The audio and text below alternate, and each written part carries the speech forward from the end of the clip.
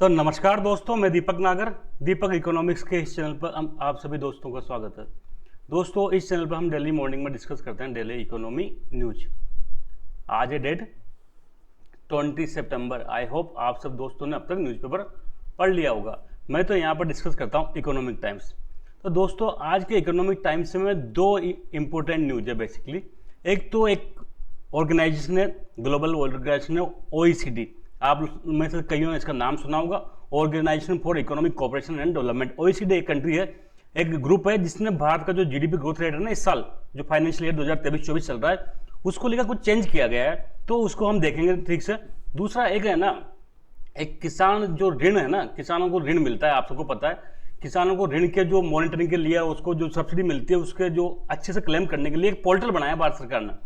Portal launch किया गया है, बेसिकली मिनिस्ट्री ऑफ जो एग्रीकल्चर है उन्होंने एक पोर्टल लॉन्च किया गया है। तो इस पोर्टल के बारे में थोड़ा सा हम देखेंगे, साथ में कि यहाँ पर KCC के बारे में डिटेल में डिस्कस करेंगे, किसान क्रेडिट कार्ड के बारे में। तो सबसे पहले तो हम हमारे फर्स्ट न्यूज की तरफ बढ़ते हैं। OECD raises India's growth forecast for financial year 2023-24 to 6.3%। तो इसमें हम दो चीज़ों के बारे में जानकारी प्राप्त करेंगे। सबसे पहले तो OECD क्या है, दूसरा फिर इसने जो इंडिया की GDP को लेकर क्या फोरकास्ट करी है 6.3% की। ये दो डेटा के बारे में हम डिटेल में डिस्कस करेंगे। तो दोस्तों, OECD है ऑर्गेनाइजेशन फॉर इकोनॉमिक कोऑपरेशन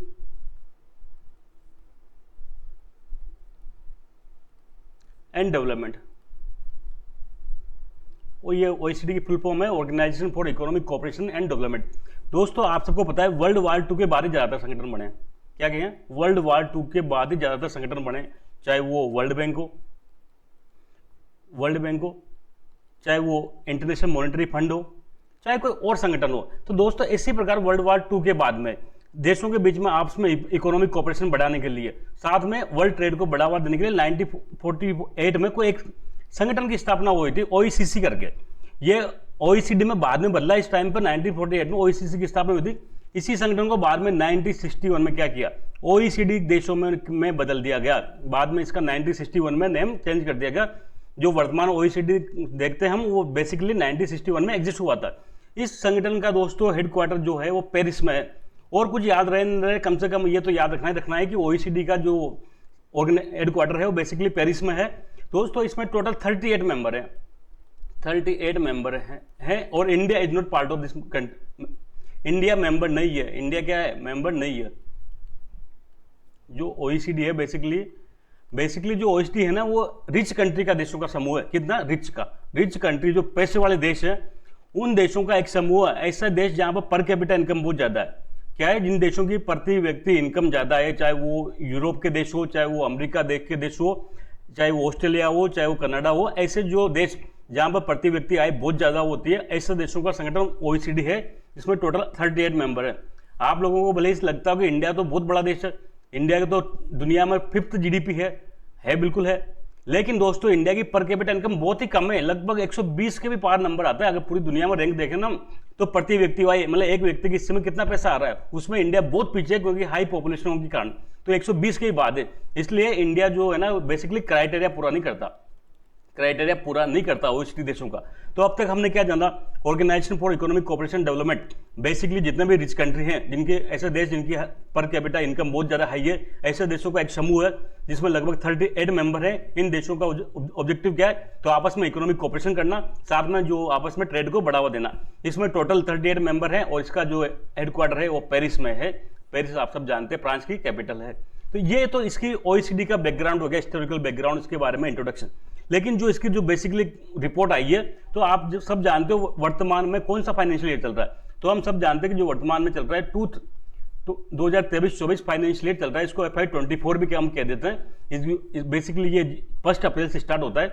1 अप्रैल 2023 से स्टार्ट हुआ और खत्म कब होता है, ये 31 मार्च 2024। मैंने आपको बता रखा है कैलेंडर ईयर अलग होता है, कैलेंडर ईयर 1 जनवरी से स्टार्ट होता है, लेकिन फाइनेंशियल ईयर देश में जितने भी फाइनेंस की एक्टिविटी होती है वो 1 अप्रैल से स्टार्ट होती है और 31 मार्च तक चलती है। इसलिए 2 साल इसमें कवर होते हैं। तो अब ये साल हमारा चल रहा है, तो इसमें हमारी GDP की क्या उम्मीद रहेगी, GDP कैसे बढ़ेगी, कैसे घटेगी, इस सब के बारे में हर कंट्री, हर संगठन अपने अपनी रिपोर्ट देता है। आपने इंटरनेशनल मॉनेटरी फंड का नाम सुना होगा, इसकी एक रिपोर्ट आती है वर्ल्ड इकोनॉमिक आउटलुक। इसमें ये अपनी रिपोर्ट जारी करता है कि भाई इस साल पूरे देशों में GDP की क्या स्थिति रहने वाली, वर्ल्ड बैंक जारी करता है। अभी लेटेस्ट मैंने कल ही बताया था, एक संस्था स्टैंडर्ड एंड पुअर्स ने एक रिपोर्ट जारी कर दी इंडियन जीडीपी के बारे में। ऐसे दोस्तों ये ओईसीडी है, ये भी अपनी रिपोर्ट सालाना जारी करता रहता है और अनुमान लगाता है कि भाई इस साल इस देश में क्या होने वाला है। तो इस ओईसीडी के अनुसार 2023-24 में भारत की जो जीडीपी ग्रोथ रेट है ना वो 6.3% रहने की उम्मीद है। ये डेटा दोस्तों याद रख लेना, सिंपल कोई भी एग्जाम में, बैंक के एग्जाम में इजीली पूछा जा सकता है कि अकॉर्डिंग टू ओईसीडी इंडिया की फाइनेंशियल ईयर 2023-24 में जीडीपी ग्रोथ रेट रहने का कितना अनुमान है, तो 6.3% रहने का अनुमान है। अब आप दोबारा न्यूज देखें, OECD rises India's growth forecast for FY21 FY24 2023-24 के लिए 6.3% था। पहले कुछ किया था, बाद में इसको अपडेट कर दिया। लेटेस्ट का हमको याद रखना है 6.3% रिवाइज अपवर्ड। ये आप देख सकते हैं, इसके बारे में ओईसीडी के बारे में ज़्यादा, the organisation for economic cooperation and development 90 जो वर्तमान जो नाम है ना बेसिकली 1961 में एग्जिस्ट आया था। ये क्या इंटर गवर्नमेंटल मतलब देशों के बीच, सरकारों के बीच का संगठन है, इंटर गवर्नमेंटल ऑर्गेनाइजेशन है जिसमें टोटल 38 मेंबर हैं। ऑब्जेक्टिव क्या है, to stimulate economic progress and world trade को बढ़ावा देना। इसमें जनरली हाई इनकम कंट्रीज को शामिल किया गया, इसलिए India is not part of OECD, India member नहीं है। और इसका जो हेडक्वार्टर है वो पेरिस में है। आपको कुछ याद नहीं रहा है, लेकिन ये पेरिस याद रख लेना कि ओईसीडी का हेडक्वार्टर कहाँ पे है। तो दोस्तों ये तो हमारी पहली न्यूज थी। अब हम दूसरी न्यूज की तरफ बढ़ते हैं। आप दूसरी न्यूज पढ़े, government launches Kisan Rin portal and weather winds manual. ये सेकंड वाला पार्ट इंपॉर्टेंट नहीं है, लेकिन जो फर्स्ट है, गवर्नमेंट ने क्या लॉन्च किया है, किसान ऋण पोर्टल लॉन्च किया गया। किसान ऋण पोर्टल लॉन्च किया गया है। ये आप देख सकते हैं फोटो, निर्मला सीतारमण जी ये हैं, साथ में ये जो एग्रीकल्चर मिनिस्टर है हमारे नरेंद्र सिंह तोमर जी, ये दूसरे एग्रीकल्चर मिनिस्टर ऑफ स्टेट है कैलाश चौधरी जी। इन्होंने कल है ना क्या किया, किसान ऋण पोर्टल लॉन्च किया गया है। तो इस किसान ऋण पोर्टल के बारे में हम डिटेल में डिस्कस करेंगे। सबसे पहले तो हम इसके डिस्कस करें उसके पहले ही हम है ना एग्रीकल्चर लोन का सिस्टम देखते हैं। भाई आप सब मानते हो आज़ादी के बाद से भारत में ज़्यादातर क्या था, एग्रीकल्चर कंट्री था। अधिकांश लोग क्या थे, आजीविका के लिए एग्रीकल्चर पर डिपेंड करते थे। आज भी देखो इंडिया में इंडस्ट्री या सर्विस सेक्टर की तुलना में एग्रीकल्चर में ज़्यादा लोग काम करते हैं। पूरे हमारे जितने भी गाँव में सब कुछ एग्रीकल्चर पर डिपेंड करते हैं। तो इंडिया का डेवलपमेंट कब होगा, जब एग्रीकल्चर का डेवलपमेंट होगा, सीधी सी बात है। बिना एग्रीकल्चर के डेवलपमेंट के इंडिया जो एज ए कंट्री कभी डेवलप नहीं बन सकती, कभी नहीं बन सकती, ऐसा आप लिख के ले लो। तो इसको प्रमोट करने के लिए क्या चाहिए, किसानों को प्रमोट करना ऐसे जबानी नहीं, ऐसे ओरली फेकम फेक करने से ना देश प्रमोट नहीं होता। उसके लिए कुछ करना पड़ेगा, कुछ स्ट्रॉन्ग स्टेप लेनी पड़ेगी। तो सबसे इंपॉर्टेंट स्टेप होते हैं दोस्तों किसानों के लिए कि उनको इजी लोन दो, इजी क्रेडिट अवेलेबल कराना। भारत में जो बैंकिंग सिस्टम होता है ना, वो दोस्तों आज़ादी के बाद आप सबको पता है जो बैंकिंग सिस्टम था वो बिग इंडस्ट्री के लिए बाइस था। बैंकिंग जो सिस्टम था ज़्यादातर क्या होता है, इंडस्ट्रियल सेक्टर के लिए बाइस था। अडानी अंबानी जाओ तुरंत लोन देते हैं, लेकिन गरीब किसान जाए उसको लोन नहीं देते। आपके पास ये कागज नहीं है, वो कागज नहीं है, ये डॉक्यूमेंट नहीं, ऐसा करके टाल देते हैं। तो आज़ादी के बाद कई कदम उठाए, हर सरकार ने उठाए। बैंकों का राष्ट्रीयकरण किया गया, नेशनलाइजेशन ऑफ बैंक, ये भी एक बहुत बड़ा कदम था, क्योंकि प्राइवेट सेक्टर जितने भी बैंक थे वो गांव गरीब किसान को लोन नहीं दिया करते थे, तो उनको क्या किया, राष्ट्रीयकरण कर दिया। फिर एक से 1975 में आपको पता होगा जो रीजनल रूरल बैंक RRB की स्थापना की गई। इनकी स्थापना गांव में की गई ताकि गांव वालों को लोन दिया जा सके। फिर कोऑपरेटिव की स्थापना की गई और कई सारे कदम उठाए गए टाइम टू टाइम। एक कंसेप्ट आता है प्रायोरिटी सेक्टर लैंडिंग का, तो ये भी कदम उठाया गया ताकि जो प्रायोरिटी सेक्टर है एग्रीकल्चर, MSP इंडस्ट्री, ऐसे को भी लोन मिले। लेकिन साथ ही में इसी को और ज़्यादा ढंग से लागू करने के लिए, किसानों को इजीली लोन अवेलेबल कराने के लिए, और वो भी किस पे, सब्सिडाइज रेट पे एक स्कीम लॉन्च की गई थी। बहुत फेमस स्कीम है इन माय ओपिनियन। आज़ादी के बाद जितने भी कदम उठाए किसानों के बेनिफिट के लिए, उन सब में सबसे फेमस और सबसे लोकप्रिय और सबसे ज़्यादा इम्पैक्ट जिसने अगर किसानों की जिंदगी पर डाला है तो किसान क्रेडिट कार्ड है दोस्तों। आप सबने नाम सुना होगा, जो किसान के बेटे होंगे जरूर सबके घर में किसान क्रेडिट कार्ड बना हुआ होगा। तो किसान क्रेडिट कार्ड के बारे में हम जानते हैं, KCC के बारे में सब लोग जानते हैं। आप में से KCC की जो स्कीम है बेसिकली इसकी स्टार्टिंग थी दोस्तों 1998 में की गई थी, 1998 में की गई थी। इसका ऑब्जेक्टिव था जो किसानों को खेती के काम में आते ना, ऑब्जेक्टिव क्या था कि जो फार्मर है उनको क्रेडिट अवेलेबल कराओ, तो क्रेडिट अवेलेबल कराओ ताकि क्या हो, जो गाँव में मनी लेंडर होते हैं, सूदखोर होते हैं, उन पर डिपेंडेंसी कम हो। मनी लेंडर आपने जाना हो गांव में अभी भी 2 रुपए सेकंड पर लोन देते हैं, मतलब 24% इंटरेस्ट रेट पर, जबकि बैंक वही लोन 7% पर देता है। तो ये मनी लेंडर से बचने के लिए क्या करो, किसानों को इजीली क्रेडिट अवेलेबल कराओ जाओ, जिससे क्या करे वो, जिससे वो अपने एग्रीकल्चर का काम कर सके, जिससे वो फर्टिलाइजर खरीद सके, जिससे वो सीड खरीद सके, जिससे वो पेस्टिसाइड खरीद सके, ऐसे कामों के लिए या अपनी निजी जिंदगी में उपयोग कर सके। तो ऐसे कामों के लिए दोस्तों जो भारत सरकार ने किसान क्रेडिट कार्ड स्कीम लॉन्च की गई थी 1998 में। आप सबको पता है ये इसमें बेसिकली एग्रीकल्चर लैंड के आधार पर लोन मिलता है। एग्रीकल्चर लैंड आपकी कितनी है उसके आधार पर आपको लोन दिया जाता है, पैसा आपके अकाउंट में डिपॉजिट कर दिया जाता है, अकाउंट में डिपॉजिट कर दिया जाता है। और आपको एक एटीएम जो डेबिट कार्ड दिया जाता है, रुपए डेबिट कार्ड बेसिकली आके देते हैं, एक रुपए डेबिट कार्ड देता है। आप आराम से जब मर्जी चाहो एटीएम में जाके पैसा निकाल सकते हो, बैंक में जाके भी निकाल सकते हो। ये केसीसी का सिस्टम था। पर एक इसमें टेक्निकल आप याद रखना कि जो केसीसी में दोस्तों जो लोन दिया जाता है ना, वो कोई परमानेंट एसेट बनाने के लिए नहीं दिया जाता, वो डे टू डे यूज के लिए दिया जाता है। डे टू डे के लिए, जैसे बीज खरीद लिया, जैसे फर्टिलाइजर खरीद लिया, जैसे पेस्टिसाइड खरीद लिया, जैसे कि कोई अकाई जुताई में कोई खर्चा हो गया, ऐसा कोई एसेट के रूप में, कैपिटल के लिए नहीं जाता। आप ऐसा नहीं फिर बिल्डिंग बना ली, उससे ट्रैक्टर खरीद लिया, बिल्डिंग बना ली, ऐसे कामों के लिए इसमें लोन नहीं जाता, वो अलग लोन दिया जाता है। केसीसी में तो दोस्तों कंजप्शन के लिए जो डे टू डे के खर्चे होते हैं किसान के खेती में, उनके लिए लोन दिया जाता है। आप यहां तक समझ गए होंगे 1998 में इसकी शुरुआत हुई थी। अब दोस्तों लोन इसमें यहाँ पे बहुत सस्ती रेट पर दिया जाता है। केसीसी में दोस्तों क्या, जो भारत सरकार ने इसकी लगभग रेट फिक्स कर रखी है भाई 99% पर केसीसी में लोन दिया जाएगा। केसीसी का जो लोन ऑफ इंटरेस्ट होता है वो 9% होता है, लेकिन गवर्नमेंट क्या कहती है कि 2% तो हम देंगे।